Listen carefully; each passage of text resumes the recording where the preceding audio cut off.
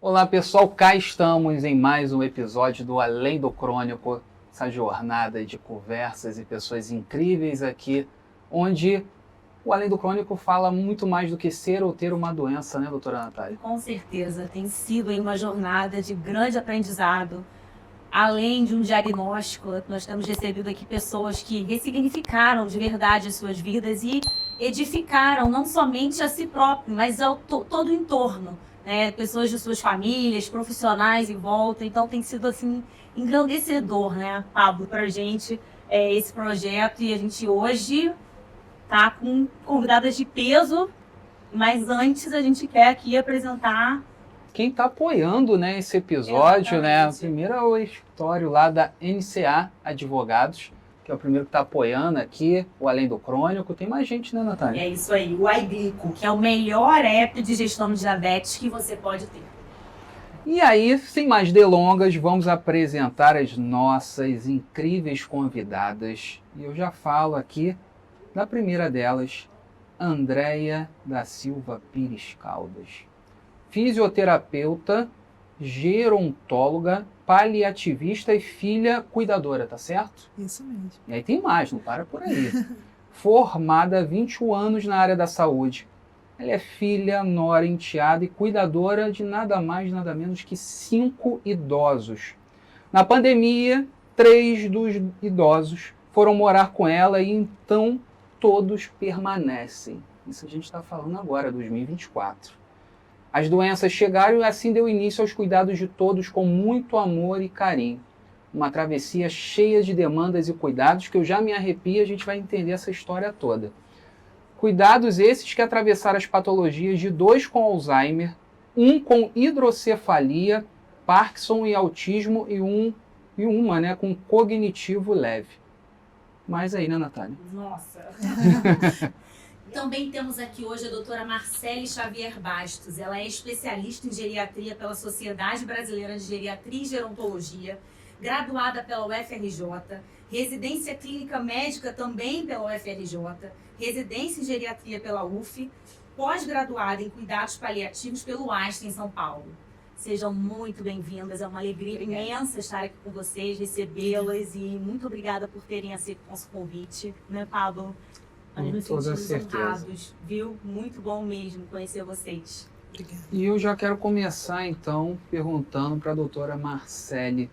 Né, a gente vai falar aqui de demências, uma delas o Alzheimer. Essa jornada do tempo, por onde começa? É só no idoso? O jovem tem que se preocupar? Quais são os tipos? Mas vamos trazer um pouquinho dessa questão do tempo, da idade, para a gente entender melhor esse assunto. Olá, pessoal. Primeiro, agradecer o convite, né? Estou muito feliz de estar aqui, de poder participar com vocês.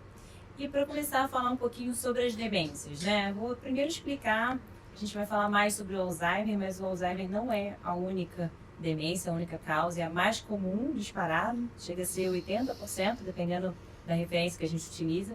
Mas a gente tem outros tipos de demência, demência vascular, demência mista, demência frontotemporal, demência de Lewy. São outros tipos, bem conhecidos e bem estudados também. E é importante também a gente ressaltar que não existe a demência senil. Muita gente acredita que o envelhecimento cursa com a perda natural da memória, e isso não é verdade. Não existe nem mais esse termo de demência senil, então a gente não deve utilizar. E sem dúvida hoje o que a gente tem de evolução dos estudos mostra pra gente que as demências, a prevenção do Alzheimer especificamente, começa lá atrás, começa na juventude. A gente tem os fatores de risco modificáveis da doença de Alzheimer. Hoje a gente entende que a doença de Alzheimer tem também riscos vasculares. Então, a prevenção de cuidar dos seus hábitos de vida, do seu estilo de vida, da prática de atividade física, cuidar das suas comorbidades, hipertensão, diabetes, dislipidemia, cuidar da sua vida social, e várias outras mudanças de hábitos que a gente pode fazer desde a juventude vão interferir lá na frente, no nosso risco de evoluir com um envelhecimento saudável ou com um envelhecimento com algum déficit cognitivo, com uma demência, com um Alzheimer, por exemplo. Quando eu vi a biografia da nossa outra convidada, eu pensei assim, gente, eu vou chegar lá no estúdio, vai ter uma pessoa assim com uma capa, entendeu? Uma coisa meio heroína, assim, né? Eu falei, como que vai ser? Vai me apresentar pra ela? Eu puxei o fôlego pra falar dela. Eu sou dela. advogada, entendeu? Eu sou mãe, advogada, esposa, só. É se vestir de afeto, se veste de afeto que você dá conta. Que na verdade isso. não é dar conta, né? É prosseguir. Eu quero saber da sua jornada, assim, como que iniciou, né? Toda essa questão de cuidados, né, com relação ao idoso, mas assim, o início de tudo. Como foi o início de tudo? Porque você falou que tem uma formação em saúde, né? Como que foi o início disso? Na verdade eu tenho a formação da fisioterapia. Né?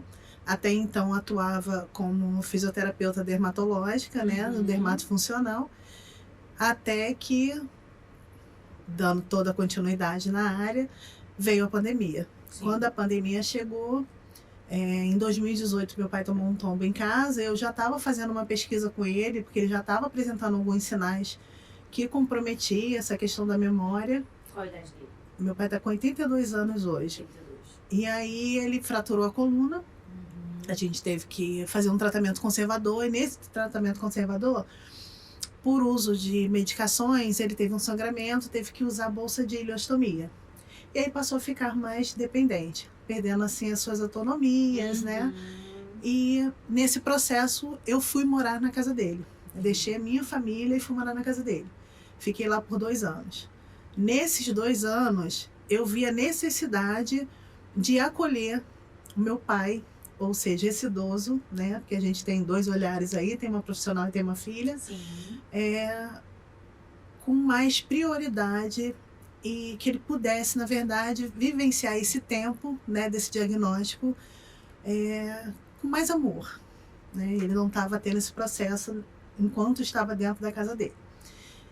Então eu recolhi ele, aluguei uma nova casa e fomos morar todos juntos. E nisso começaram a vir as doenças, pandemia, né? Recolhimento, idoso. Então as memórias começaram a falhar de todo mundo. Meu pai já estava sendo rastreado para saber se era realmente Alzheimer. Até que o diagnóstico veio e eu passei a cuidar deles. O Celso apresentou, que não é meu pai, é o tio do meu marido, mas que criou meu marido, é o pai do meu marido, meu sogro. Ele apresentou uma hidrocefalia, né? Já apresentava o autismo e o parkinsonismo. Então a gente foi correr atrás de tudo isso. Ele fez 3 cirurgias no Instituto do Cérebro. E o Celso morava? O Celso morava em outra casa, mas eu que cuidava também. Entendi. Só que todo mundo nas suas casas. A pandemia chegou, todo mundo dentro da minha casa. E o seu marido acolhendo também junto? Todo mundo. A gente praticamente ficou dentro de casa. O único que saía para trabalhar era meu marido, que trabalha na área da saúde também. E a gente passou a acolher esses idosos. E todos eles começaram a apresentar um déficit cognitivo bastante grande. Meu pai, nesse tempo, foi bem difícil, porque era uma pessoa com uma autonomia gigantesca e começou a perder as autonomias, né? Tem uma pra filha. admitir isso é doloroso. É muito difícil. É difícil tanto para ele quanto para a gente. Porque ali não estava mais uma profissional, estava uma filha olhando um pai perdendo sua autonomia. E aí foi bem difícil, foi doloroso demais isso. Mas a gente tem que dar continuidade, né? Eu digo que a gente recebe diagnóstico num impacto muito grande. Às vezes alguns não aceitam, né? Eu não sou filha única, eu tenho mais 2 irmãos e a gente não aceita, mas tem prazo de validade, tem um ser humano ali que precisa de ajuda. Então a gente tem que parar e elaborar, né? Busca essa força, busca esse afeto e fala, opa, ali contém esperança, ainda dá, né? Não acabou, tá ali. Né? Então vamos embora cuidar dele. E aí minha casa passou a ser uma casa extremamente cognitiva. Eu botava bolinha vermelha na parede, um monte de coisa para trazer essas memórias de volta, né? Que as memórias estão ali, elas vão se perdendo de um certo modo, mas elas estão ali. E como ele é uma pessoa que tem uma reserva cognitiva muito boa, que ele é uma pessoa bastante estudada, com 3 formações, dá para trazer, né? E o que ele mais gosta é falar. Falei, opa, vamos buscar isso, né? E começamos a buscar dessa forma. Então a gente passou a cuidar aí de 3 idosos. Nesse meio tempo, meu padrasto adoeceu, diagnóstico de Alzheimer. Gente! Que coisa. Então, quando você falou que eu tinha que trazer uma cuidadora, eu falei, Andréia, eu preciso de alguém, todos os seus idosos que ela cuida. Maravilhosa.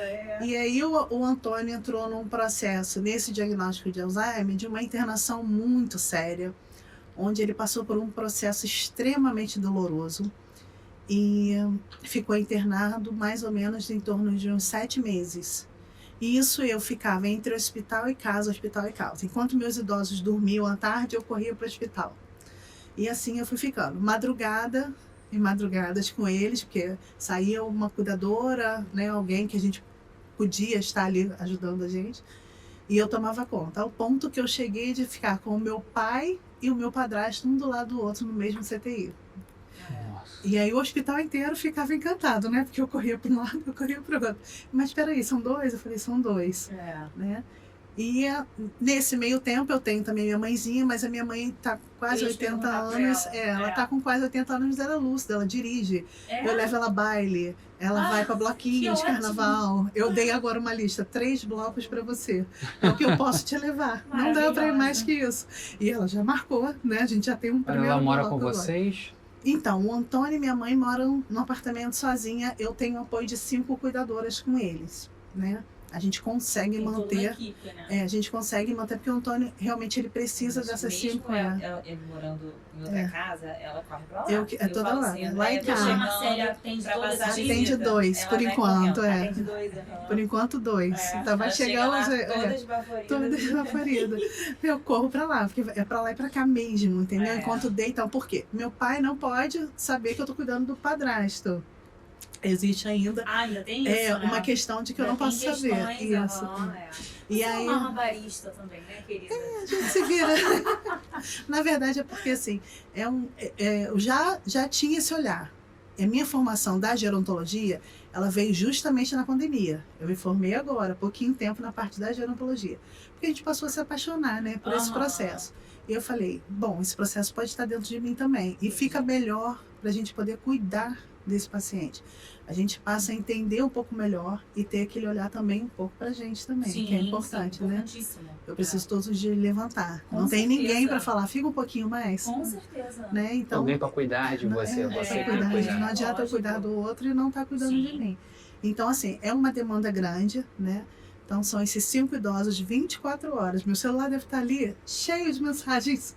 Mas eu estou aqui. O cuidador, ele é muito sobrecarregado. É muito sobrecarregado. O cuidador principal, né? No caso, é o cuidador principal, o gestor, de uma porção de gente, né? Então, assim, dividir as tarefas é difícil, dividir, assim, irmãos com cuidadores, tudo é difícil. Então, o que eu sempre falo para todos eles, que eles têm que se cuidar primeiro, né? Não tem como. Mas, assim, o único argumento que convence é quando eu falo que, olha só, se você não estiver bem de saúde, quem vai cuidar? É o único argumento, que os outros não têm. E é difícil, porque você vê uma pessoa fragilizada do seu lado e você fala, poxa, eu tô em pé, né? Dá pra ser, mas você não vai ficar em pé todos os dias. Porque o corpo fala, entendeu? Eu cheguei ao ponto de ficar toda roxa, né? Com manchas roxas no corpo, achando que estava sustentando todo o processo. E as manchas começaram a aparecer. Né, o ganho de peso veio. Então, assim, você vê que tem que dar essa pausa. É importante acontecer. Avião, né? Você precisa colocar a máscara primeiro, em você para depois ajudar alguém. Com certeza. E é por aí. É um caminho bem difícil. O cuidador, hoje, o meu olhar como cuidador é bastante exaustivo, né? É bastante doloroso, porque parece que a família não compreende esse processo de que você está ali, mas que você precisa de apoio. Sim. Né? Doutora, questão alimentar, por exemplo, a gente hoje vê muito falando, né, sobre glutamina, todos esses suplementos. O que você fala sobre isso, assim, com seus pacientes? Para o paciente idoso, por exemplo, utilizar esses suplementos, você indica? Como é que é isso? Então, nem todo paciente idoso ou nem todo indivíduo precisa de suplemento. Tá? A gente tem muito a moda do suplemento, a indústria farmacêutica querendo vender muito suplemento, mas na realidade a gente não tem estudo científico mostrando nada que faça nada que a gente use de remédio que faça a gente diminuir o nosso risco de demência lá na frente. Que coisa, né? Que faça a gente mudar o nosso futuro lá na frente. Então, muito mais uma questão de hábitos de hábitos alimentares Eu ia saudáveis. falar creatina também, eu esqueci. Então, a gente tem muito estudo com a creatina, fazendo para a parte muscular, né, de Isso. bolsa muscular do idoso, no paciente frágil, a gente Aham. precisa utilizar às vezes suplementos de proteína, mas isso é muito específico para cada um dos indivíduos, não existe uma questão generalizada de que todo mundo tem que tomar suplemento. E sem dúvida, hoje, as pessoas utilizam muito mais suplementos do que deveria. É mesmo. E isso é uma questão até de custo, sabe, Sim, Natália? sim, Porque sim, sim. o idoso ele já usa tanto remédio, ele já tem tantos custos de cuidados, né, de cuidadores, de fisioterapia, de fono, e acaba desperdiçando parte desse orçamento com futilidades que não vão trazer resultado. É. Então, assim, isso é uma questão que me preocupa, Sim, porque imagino. a prescrição do idoso pode ser muito grande, né? Tem uma polifarmácia muito frequente. Com certeza. Então, a gente tem que ter cuidado no que a gente vai prescrever. Sabedoria, esse manejo, né? Exatamente. E assim, a minha linha de cuidados é sempre com a medicina baseada em evidência. Então, se não tem evidência, a gente não deve prescrever. Tá? Ao contrário, a gente às vezes não tem a evidência, mas daqui a pouco surge uma evidência contrária, de que na verdade aquilo não faz bem, né? Assim, alguns exemplos, por exemplo, ginkgo biloba, que antes todo mundo utilizava para prevenção de demência, para tratamento de demência, e sem uma prescrição, e sem um estudo embasado. E depois a gente vai ver que, na verdade, ele aumenta o risco de sangramento, ele aumenta o risco Pois é. de uma porção de problemas que aquele indivíduo idoso está se sujeitando sem necessidade. Antes de ir para a Andréia, que também estou curioso aqui demais, eu vou puxar a sardinha daquilo que eu vi como crônico, que é o diabetes, e recentemente houve um burburinho aí sobre o Alzheimer ser um novo tipo de diabetes. Até que ponto isso é verdade?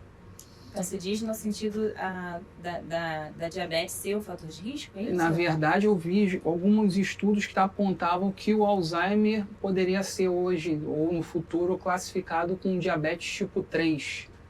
Na verdade, a gente não tem isso ainda definido, tá? A gente, com relação a controle de glicose e Alzheimer, por exemplo, é bem nítido e bem esclarecido de que o diabetes é um fator de risco para a doença de Alzheimer, porque é uma doença que altera muito o vascular, né? Então, a gente tem a questão da irrigação cerebral prejudicada no paciente diabético, como a circulação em geral, né? A gente tem que ter muito cuidado no paciente diabético. E essa é uma questão que está relacionada à demência de Alzheimer, mas não especificamente assim como um terceiro tipo, né? Eu acho que ainda não temos isso na literatura, não. Ótimo, tá. Mas o importante é que eu, diabético, me preocupar com esse assunto desde já. Já te alarmou, né? Já, óbvio, Com né? certeza. Isso é importante, assim, Paulo, porque é a questão do controle desses fatores de risco. A gente tem realmente resultados mostrando que aqueles pacientes que, por exemplo, no seu caso, um diabético que controla a glicemia, consegue anular os seus efeitos, os seus fatores, o seu risco mais elevado por ter a diabetes, entendeu? Então, é uma questão que realmente a nossa mudança, a nossa preocupação com a saúde faz um resultado positivo lá na frente. E aí, falando de apoio, vou perguntar para a doutora Marcélia, ainda trazendo o tocante do Alzheimer, né? Mas acho que dá para abrir para a questão das demências. Muito se fala que quem está acompanhando essa rede de apoio sofre, né, com essa jornada e acaba adoecendo com isso. Mas quem está com a condição, quem está com Alzheimer, quem está com a demência, também sofre. Então, claro que no início, muitos pacientes sofrem de saber o diagnóstico, né? Quando a gente tem o Alzheimer numa fase inicial, o paciente consegue compreender que ele tem a doença e fica triste e vem a depressão com muitos desses casos. Mas com o avançar da doença, assim, o paciente realmente ele não percebe ou para de se conectar, né? E aí não entende que está esquecendo, que está tendo esses déficits, essas questões todas. Mas a questão da perda da independência, eles sentem, né? Então, tem um sofrimento, sim, até certo ponto, eu diria, e depois disso, não, porque o paciente não compreende mais o processo todo da doença. E aí vem, numa fase mais avançada da demência, com as dependências mais intensas, outros tipos de sofrimento, né? Então, até de questão física mesmo, né? De estar acamado, das fragilidades, da questão alimentar. Então, são muitas e muitas questões. O paciente com no quadro, no diagnóstico de demência, é um paciente muito complexo. Então, as fases da demência, as fases do Alzheimer, elas podem variar de tempo, a gente não tem um prazo certo para cada fase, né? Inicial, moderado e avançado. Mas é uma doença que é uma doença neurodegenerativa e ela progride. Ela não tem cura, então ela vai progredir. Então, até com relação ao tratamento, a gente hoje não temos ainda um tratamento definitivo, um tratamento que modifique o curso da doença. A gente tem hoje nos Estados Unidos o FDA liberando até com uma emergência, né, alguns novos tratamentos anti-amiloide que a gente chama, mas assim, muito ainda na fase inicial, muito questionado ainda. Você não consegue prolongar essa desconexão? Assim, então, a gente consegue, pelos estudos, a gente consegue prolongar com alguns tipos de estímulos, mais do que até com remédio. A gente tem os anticolinesterásicos hoje, que são a linha de medicamentos autorizadas aqui, né, liberadas pela Anvisa para a gente usar aqui no Brasil. Mas a gente tem outras questões não farmacológicas de estímulos cognitivos que sim conseguem também ajudar. Então, de fato, a estimulação cognitiva especializada ajuda com um neuropsicólogo que possa fazer estímulos diferentes de áreas cerebrais a cada consulta, a cada semana, isso tudo temos resultado. Temos resultado também com atividade física interferindo e a gente acaba esticando um pouquinho mais esse processo da doença, mas nada muito definitivo e certo, né? Assim, muito incerto como que vai ser a evolução de cada paciente ainda. E os dados para você entrar em contato com a Bend estão aqui embaixo. Andréia, eu queria saber de você hoje quais são os principais desafios nessa jornada de cuidado, né? Com tantas situações ali, devem ter alguns, né? Alguns não, um monte, né? Então, fala aí pra gente. Eu acho que hoje o principal desafio realmente é manter essa qualidade para eles, né? E é bastante difícil, porque é uma demanda muito grande e valorosa, né? Porque é caro. Como a doutora Marcele falou, a gente tem as intervenções, né? Que pode manter eles um pouco mais lúcidos, né? E essas intervenções, que são os terapeutas, né? Um terapeuta ocupacional, uma fisioterapia, uma fono, é caro, é bastante caro. E esse é o maior desafio hoje, porque acaba que eu não consigo, né, trabalhar, porque eu já faço todo o processo do cuidar deles, então eu não consigo trazer essa questão financeira. Todos eles têm plano de saúde? Não. Eles são assistidos pelo SUS? Alguns? Eu tenho 2 assistidos pelo SUS e os outros 3 têm plano de saúde. Entendi. Que é um dos desafios da gente mudar os nossos hábitos, que é também criar a questão financeira, né? Para a gente ter uma qualidade de vida. E é quase que impossível hoje para mim isso. Mas não é impossível, né? A gente consegue hoje pensar que no ano de 2024 eu estou fazendo um trajeto para chegar, voltar ao trabalho, pelo menos fazer os atendimentos à tarde, trazer o cuidador para dentro de casa. Porque hoje, como é que esse custo, desculpa interromper, mas quem está mantendo? É a aposentadoria dele? Hoje quem mantém a aposentadoria dele, meu marido trabalha fora. Sim. Né? Os outros 2 que são pelo SUS têm um salário mínimo. Algum deles lá, com Alzheimer, por exemplo, aposentadoria por invalidez, vocês conseguiram pleitear? Como que ficou essa questão? Não, meu pai não está por invalidez, ele já estava aposentado. Anterior ao diagnóstico. Ele já estava aposentado. Entendi. O Celcinho, ele é aposentado por invalidez por outras questões, né? Que ele já apresentava outras questões antes. É o único também aposentado por invalidez. A Thelma, que é minha sogra, ela tem o benefício idoso, ela nem é a aposentadoria, né? É o benefício idoso que eu consegui para ela. Já minha mãe também é aposentada, concursada, então tem uma qualidade para eles, né? Não para todos. Eu tento fazer de tudo, né? Porque essas intervenções eu consigo fazer com eles, essas intervenções. Eu consigo fazer trabalhos o tempo inteiro de atividades com eles, cognitivas, então diminui um pouco esse custo, mas é o maior desafio. E eu acho que um dos desafios que eu diria também que está bem sobrepondo esse é fazer com que as pessoas que ainda não entenderam o diagnóstico, que são geralmente parentes, né, que a gente tem uma dificuldade muito grande de fazer com que eles entendam que essa pessoa não é mais aquela pessoa que ele conhecia. Ele está ali, mas não é mais aquela pessoa. Então, geralmente, as visitas chegam dentro da nossa casa, falam muito alto, falam um monte de assunto junto. Aí, quando você vai falar, fala um assunto por vez, Gera mais aquela baixo, confusão, né? gera sempre você que está, né, tomando a frente de tudo e você não dá oportunidade. Essa rede de apoio, né, inclusive eu conversei muito com a doutora Marcele sobre isso, é muito importante. A gente fica muito sobrecarregado, porque todo dia a gente precisa falar. Evita de falar sobre esse assunto, né? Ele já não tem mais esse poder de decisão. E para ele é difícil. Aí nessa hora vem o sofrimento. Eu vejo muito sofrimento no meu pai nessa hora. Porque quando a gente fala na questão de dinheiro, acabou o dia para todo mundo dentro daquela casa. Né? O meu pai entra numa questão muito grande. Ele era uma pessoa muito financeira. Mantenedor. O provedor, muito financeiro, e ele falou, pronto, não pode. Aí ele começa, você tem que... Aí entra a parte mais cômica e gostosa, né? Que são as histórias gostosas de se ouvir. Vai na Landelon comprar uma bermuda pra mim que tá R$5. Landelon. Aí eu falo, pode deixar. Mas você tem que ir, porque a blusa tá ótimo o preço. Aí eu falei, mas tá ótimo. Não, é caro, tá caro, mas é de qualidade. Vai lá comprar R$25, tá ótimo. Aí entra a parte. Mas daqui a pouco isso se transforma num desconforto e aí faz toda essa desorientação nele. Aí entra as desorientações totais. Fica agressivo, né?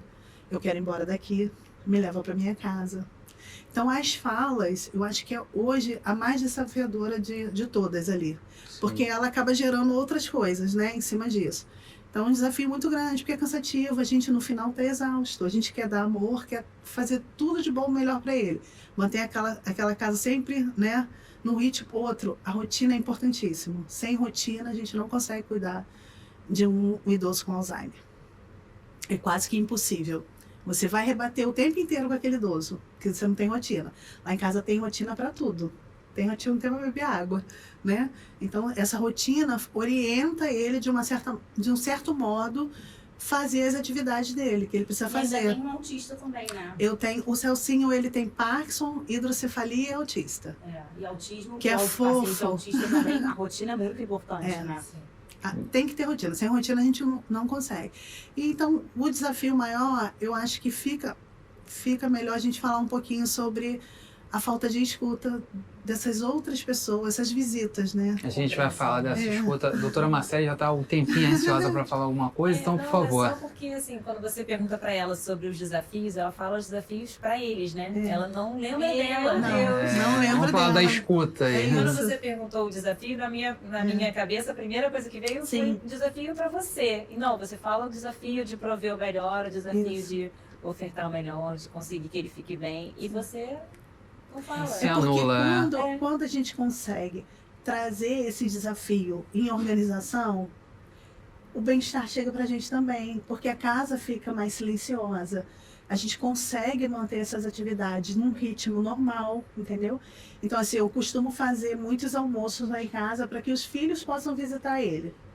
Então, assim, quando tem o almoço, é uma demanda que ninguém faz ideia. Para acordar esse idoso, para esse idoso entender que tem almoço, tem que falar na hora, não pode falar antes, entendeu? E explico para todo mundo, gente, evita falar sobre isso. A chata, né? Evita falar sobre isso. Parece que dá de cabeça para baixo tudo, e aí começa o falatório, aí ele só olha para mim e fala, me leva lá pra dentro, porque ele fica com medo. É muita informação visual para ele, é muito falatório. E aí, como ele já não tem mais essa fala decisiva de entrar num assunto, né, e começar a desvendar tudo isso que estão falando, ele começa a ficar muito com medo. Ansioso, né? E aí a gente vai embora. A gente vai embora junto com eles, entendeu? Porque ele já não tá mais a profissional, ali tá a filha, Sim, com certeza. né? A filha que carregou o pai pro quarto, que tava num almoço maravilhoso e que teve que botar ele para dormir, ele olhando pra minha cara com muito medo. Aí eu fecho a portinha, subo, choro um pouco e desço. Porque dói ver eles assim. Então a gente acaba, se eu não tenho essa organização, essa compreensão dessas pessoas, não tem como eu olhar para mim praticamente, porque vai embora. Eu vou embora junto com ele, entendeu? Então assim, hoje, né, assim, 5 anos de cuidado, 6, né? Fez 6 anos. De cuidado intenso dentro da minha casa, porque eu já faço há muitos anos. Tá melhor. Tá mais calmo dentro de mim, né? Dá para pensar em mim nesse momento. Mas eu fiz uma muvuca aqui dentro da Andréia, entendeu? Que só olhava para eles, porque são pessoas frágeis. Eu não tô falando de pessoa que anda, tô falando de pessoa que é cadeirante, que você tem que levar para escovar dente, você tem que levar para tomar banho, entendeu? Sim. Então, não tem como não oferecer. E eu acabo oferecendo. E aí vem aquele olhar todo. Poxa, contém esperança ali. Ele fala para mim que quer ir para Nova York, né? Poxa, tem tanta coisa boa. Sonhos estão ali. Ele está ali ainda, ele não foi ainda. Que é aquele processo, vai chegar uma hora que ele já não vai estar ali. Então, meu pai não sabe que ele tem um diagnóstico de Alzheimer. Eu optei por não contar para ele, por conta da personalidade dele, que além do Alzheimer ele é bipolar. E ele é super vaidoso. Então, Aí ele fala... Então ele oscila. Ele oscila. E ele fala muito que o esquecimento dele é o AVC que ele teve. Então a gente pegou essa fala do AVC e o AVC que faz isso. Justifica. Posso te ajudar? Aí ele fala, pode, vamos criar estratégia? Porque ele fala, poxa, eu não lembro mais o nome, quero falar televisão, eu não lembro mais o nome. Fala, posso te ajudar? Né? E aí a gente vai seguindo. Mas realmente a gente esquece de falar da gente porque a gente fica mexido nesse processo, entendeu? E agora, esse ano tem um objetivo, né, André? Já traçou o objetivo. Eu preciso voltar a trabalhar, por mim, nem pela questão financeira. Eu acho que mais por mim, para sair, para socializar, né, para voltar, né, para estar aqui de volta. Tô aqui. Foi difícil chegar até aqui. E tô aqui. Gente, vocês observaram que hoje no nosso episódio a gente está com um cenário lindíssimo, com objetos de decoração da super interessante Home, que é uma loja bacanérrima de decoração lá em Niterói. Nós fizemos uma parceria com eles e se você chegar lá na loja e disser eu assisti o Além do Crônico hoje, você vai ganhar 10% de desconto na compra desses objetos aqui, a gente vai mostrar, o link tá aqui embaixo e você também pode olhar outros objetos lá e eles vão te dar também um desconto especial. Eles estão esperando vocês e eu tenho certeza que vocês vão adorar porque é uma loja de excelente qualidade e bom gosto. Beijo! E assim, a gente tá falando muito do esquecimento, né? Da questão assim, do esquecimento, mas tem outras questões, assim, da demência, do Alzheimer, assim, O esquecimento nem é o pior Nem é do o pior. Alzheimer, né, Andréia, sabe? As alterações comportamentais que vêm com o Alzheimer são as que mais machucam, as que mais são difíceis na rotina do dia a dia. Então, uma agitação, uma agressividade, uma desorientação muito importante, alucinações, tem várias questões. Eles perambulam. Perambulação, né? Tem hora que não fica quieto. Então a gente precisa. Primeiro a gente lança algumas estratégias de distração, de controle daquela situação sem um embate, né? A todo momento. Em alguns momentos a gente precisa do remédio para ajudar. Então, assim, sem dúvida, o esquecimento não é o mais duro, entendeu? Eles ficam bastante agressivos. Nem todos, né? Depende muito, né? Muito complexo, né? Depende da personalidade, assim. Depende, tem gente que realmente muda até a personalidade, mas é muito individual. São muitas nuances, São né? muitas. Ainda agora a gente falou aqui sobre os direitos, né? Sobre os direitos de quem tem Alzheimer. Eu perguntei a você sobre a aposentadoria, se tinha alguém que tinha se aposentado lá dos seus idosos, né? E aí eu me reportei aí para os direitos do idoso nesse caso, né? Para aposentadoria por invalidez, para quem tem Alzheimer, para quem tem essas questões, né? E aí também isenção também no imposto de renda. E aí também, uma coisa que eu faço muito lá no escritório, que são os casos que aparecem muito lá para nós, é a questão da curatela. E aí eu esses dias vi a doutora Marcele falando no Instagram, inclusive, falou brilhantemente, eu até curti lá das palminhas. Segue lá, pessoal. A enquete que você fez lá, que eu achei genial. Tem o Instagram da doutora, hein? Tem que colocar uma roupa dela aqui.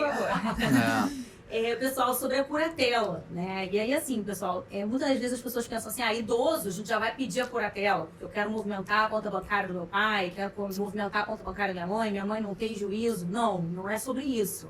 A gente precisa de um diagnóstico, de uma limitação psíquica, de uma questão, por exemplo, como a gente está conversando aqui hoje, na demência, né? Todos esses graus aqui que a doutora trouxe aqui para nós. Então, assim, tudo isso precisa ser avaliado. O processo de curatela é um processo muito complexo, né? Geralmente vai a perícia, né? É uma etapa do processo que ela inclusive, a prova pericial é uma prova que ela inclusive, etapa do processo de curatela. processo longo.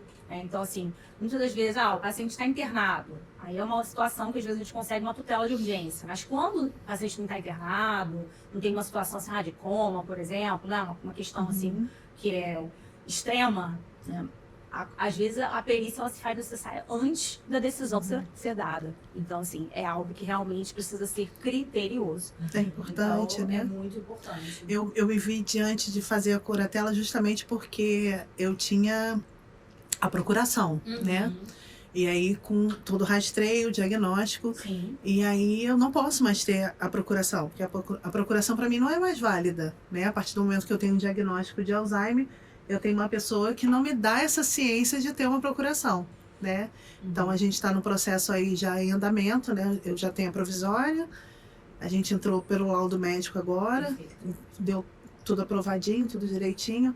E eu vejo muitas pessoas me perguntarem sobre a curatela. Sim. Então, se você puder falar um pouquinho mais, é bem interessante, porque os próprios profissionais da saúde que me conhecem perguntam como que tá, como que é feito isso. Sim. É hora de fazer realmente? Eu falei, é hora de fazer a partir do momento que você tem realmente esse diagnóstico, né? Sem diagnóstico não dá para fazer a curatela. Mais uma vez eu digo aqui, quanto mais o médico medica, menos o juiz clinica, tá? Então, assim, no relatório dos profissionais médicos, precisa ter minuciosamente o histórico do paciente.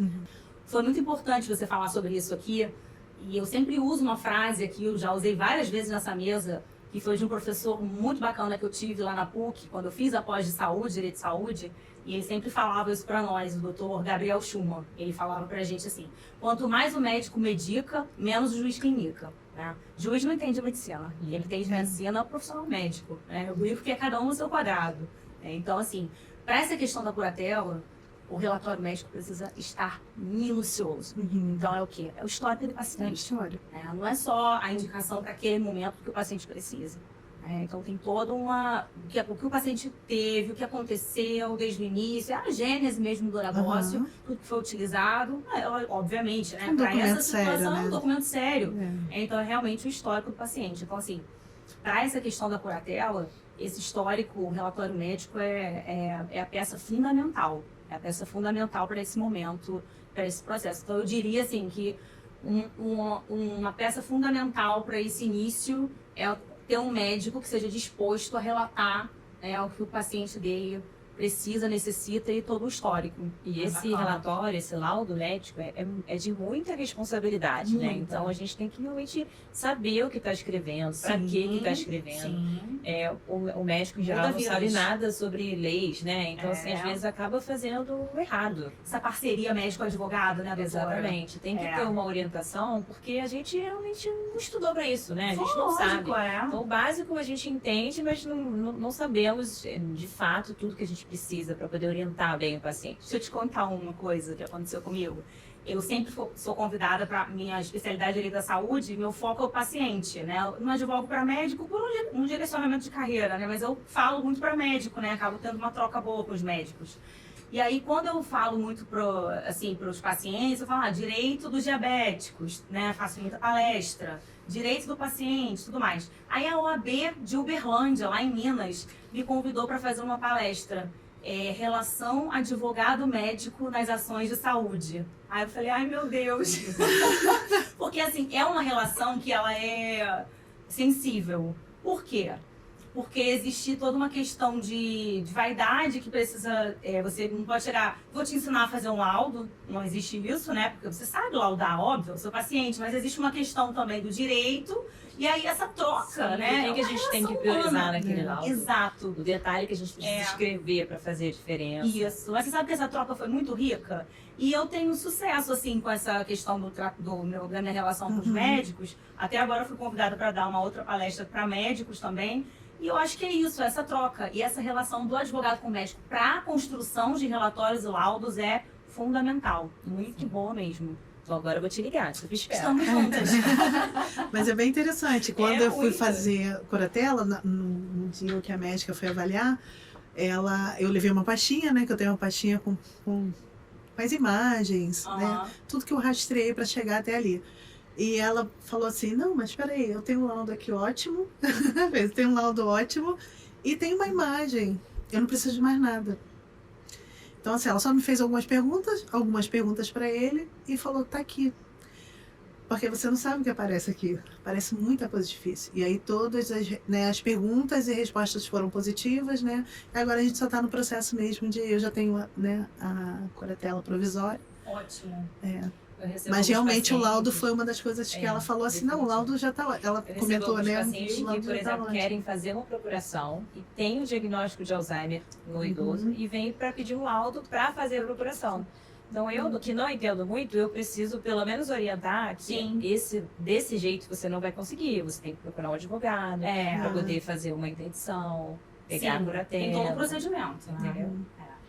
Deixa eu aproveitar aqui, voltar aqui à conversa, uma curiosidade que eu já ouvi, não sei se procede. Eu, Pablo, com 37, olha, eu tô fugindo. Calma, já 37, foi recente, pessoal. Mas eu, Pablo, com 37 anos, posso procurar uma geriatra? Você pode, né? Assim, hoje a recomendação atual é acima dos 40, tá? A partir dos 40, acima dos 40, então eu posso procurar. Eu já tenho gerontóloga. De saúde, eles gerontóloga. autorizam a partir dos 40, né? Quando tem essa questão. Porque a gente tem muito também a questão da prevenção.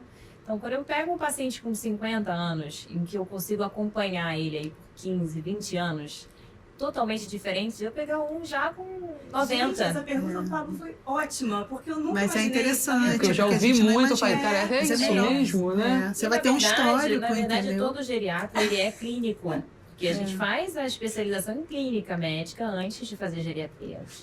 Doutora, e falando de prevenção agora, assim, a gente vê muito, assim, palavra cruzada, eu tinha falado no início, né, suplementação, e a gente já quebrou um pouco isso. Tricô, né? Eu tava pensando, assim, a questão social, né, a gente vê muito trabalho da terceira idade, essa questão, né, de convívio, até mesmo nas igrejas, né, ajuda muito, assim, o idoso, ou então um caráter preventivo, né, antes para essas questões assim de cognição? Então, Natália, isso é uma questão muito importante quando a gente fala do Alzheimer. Exatamente porque a gente não tem uma cura, prevenir hoje é o melhor remédio, né?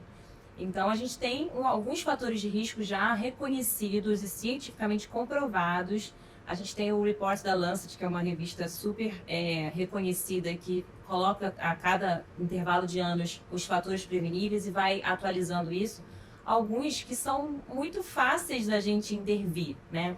Então, alguns que eu vou mencionar: atividade física, não fumar, evitar o excesso do álcool, a interação social é muito importante, né? A estimulação cognitiva, estar perto de outras pessoas, tratar doenças como a depressão, tratar o diabetes, tratar a hipertensão, o colesterol alto. Então, tem outros também, por exemplo, que agora já foram citados, você viver em um ambiente com menos poluição do ar. São questões mais difíceis da gente controlar, mas que sim. E outra que é assim, super fácil e que muitos idosos não querem fazer é você corrigir uma deficiência auditiva. Então, isso já é realmente nítido que aquele paciente que a gente corrige, a gente anula também o risco mais elevado nesse caso. Então, alguma coisa específica sobre, por exemplo, palavras cruzadas. A gente não tem isso muito definido de que a palavra cruzada vai evitar ou vai diminuir o seu risco de ter Alzheimer lá na frente. Mas, sem dúvida, ter uma vida com uma movimentação intelectual maior, com estudos mais detalhados, mais dedicação à sua questão cognitiva, isso ao longo da sua vida, isso vai reduzir o seu risco. A gente faz a nossa reserva cognitiva ao longo da vida. Então, no caso da gente ter uma doença, de repente, a gente vai ter mais tarde, ou a gente vai ter de uma forma mais leve. Claro que a gente não tem o caso controle nesse caso, né? Nessa situação em que, se eu não fizer, será que seria diferente? A gente não tem como fazer isso. Mas o que a gente sabe é que aqueles pacientes que têm um nível educacional mais elevado, eles têm menor risco de ter demência. Então, a gente precisa intervir nisso e melhorar para todo mundo, né? Mas cada um fazendo o seu individual, também lá na frente a gente vai ter bons resultados. Então, assim, que resumindo, para prevenir a doença de Alzheimer, a gente pode intervir em muitas questões. E hoje, em até 40% dos casos de demência de Alzheimer, elas são preveníveis. Então, isso é um estudo muito legal e, assim, mostra que depende muito da gente. E esses fatores que eu estou mencionando, a maioria deles Depende da gente, depende de nós mesmos mudarmos os hábitos e as nossas rotinas para hábitos mais saudáveis, para a gente conseguir ter um envelhecimento bem-sucedido, que a gente fala, né? O envelhecimento bem-sucedido, ele tem que ter autonomia e tem que ter independência. Então, autonomia para a gente tomar as nossas decisões e a independência para a gente conseguir realizar as nossas tarefas do dia a dia sozinho. Tarefas básicas, tipo tomar banho, comer, levantar da cama, e tarefas mais detalhadas, né, que são as instrumentais, que a gente chama de, por exemplo, programar uma viagem, atender um telefone, tomar os nossos próprios remédios sem precisar de alguém para cuidar dessa parte, né? Então, tudo isso caracteriza esse envelhecimento saudável e bem-sucedido que todo mundo busca. Sim. Então, o planejamento é a sua previdência privada da mente, né? Então você tem que tomar cuidado e zelar, e desde já, né, a gente brincou aqui falando da importância desde ontem, né, 30, 40, 50, mas a gente cultivar bons hábitos para que lá na frente a gente consiga ter qualidade de vida, manter a qualidade de vida. Isso. Buscar também fazer coisas novas que você nunca fez. Isso ajuda muito, né, a plasticidade neural da gente, entendeu? E aí você cria essa reserva cognitiva muito mais fiel, né? Então lá em casa a gente costuma fazer isso. Meu pai, né, fica de mau humor, às vezes fala, não, ó, hoje a gente vai fazer uma coisa muito legal, que ele nunca fez, porque o cérebro da gente precisa disso, né? Porque às vezes você fala assim, a palavra cruzada é super legal, mas talvez não sirva pro meu pai, entendeu? Então a gente, na verdade, tem que criar esse vínculo com esse idoso, descobrir o que ele gosta, trazer as coisas que ele gosta, e depois você vem inserindo naquilo que ele gosta algo novo.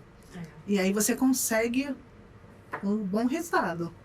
Bem, pessoal, a gente está indo para a reta final desse bate-papo. Na verdade, além do tempo, mas o tempo aqui voou literalmente. Mas a gente tem mais presente nesse episódio.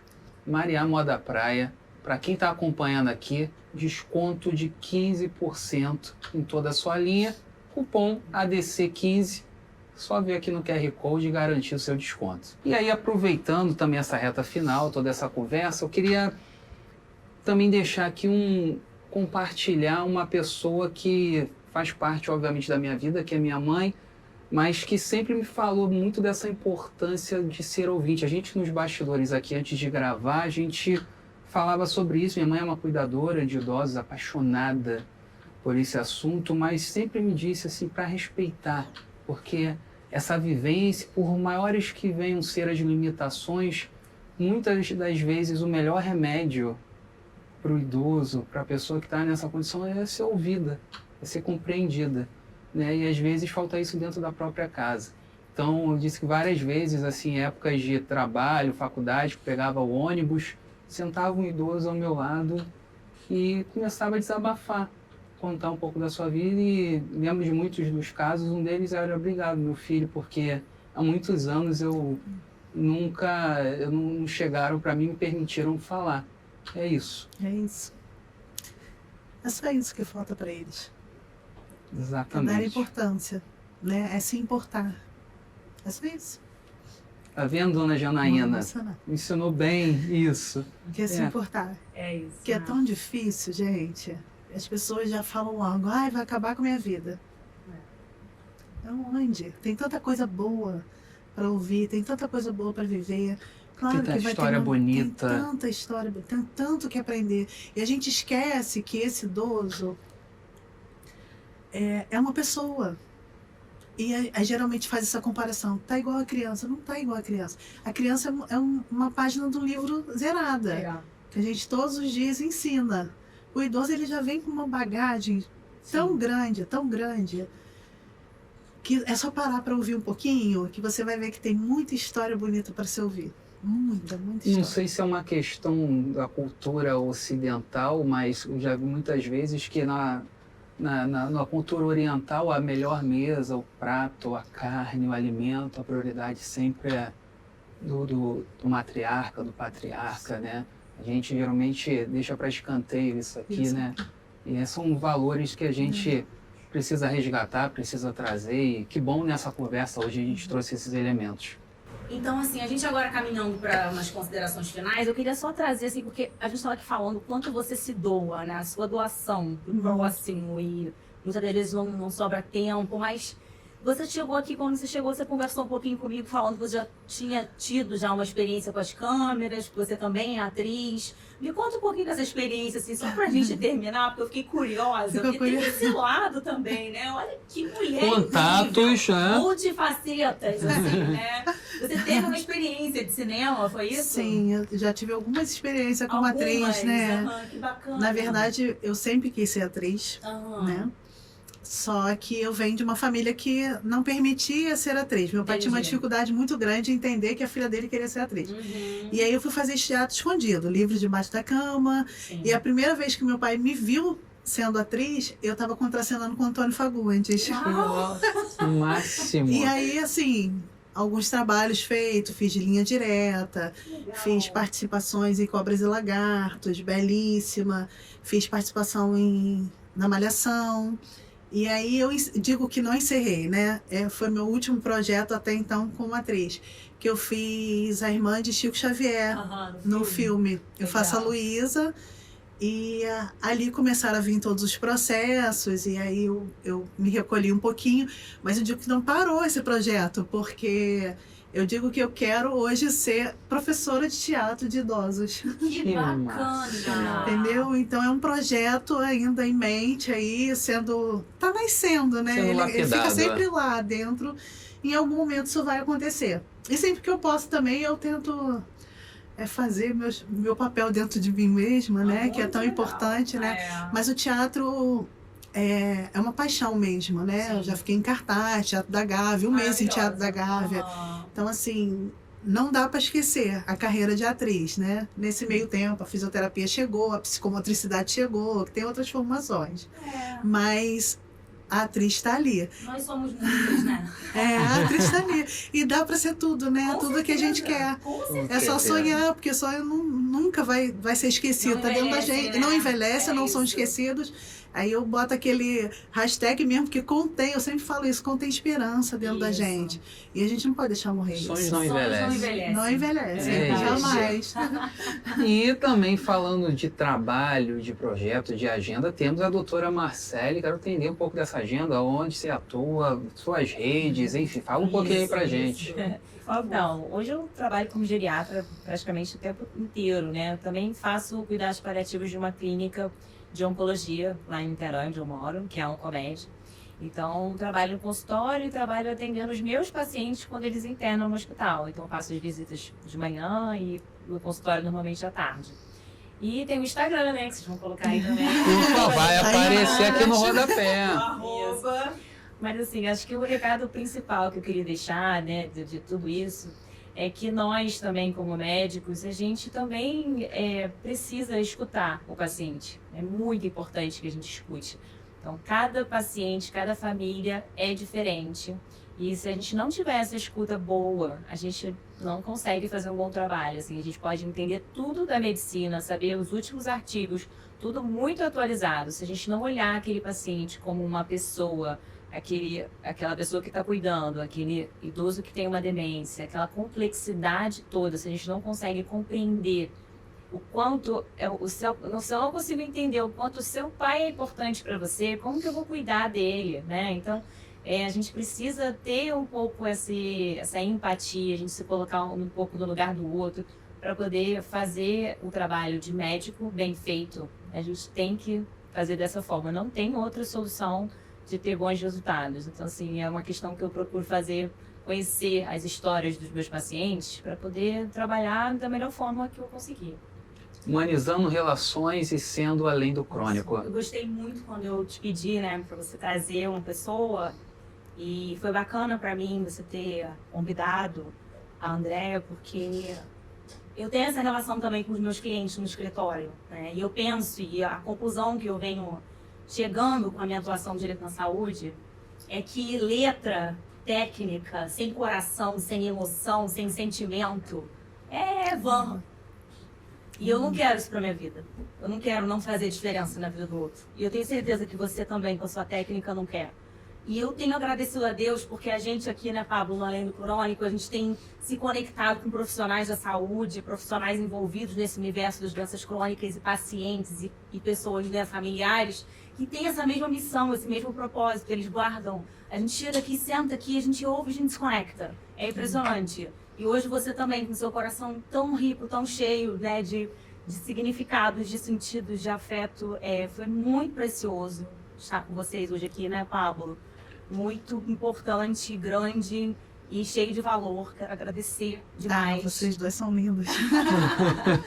E dizer que nós estamos aí, nossa jornada. É um trabalho gigante de compaixão aqui que vocês estão fazendo. Vocês não fazem ideia. A gente quer ouvir, a gente quer trocar e a gente quer seguir. A gente quer crescer junto com todos vocês, crescendo das histórias e passando das nossas experiências também, na medida do possível.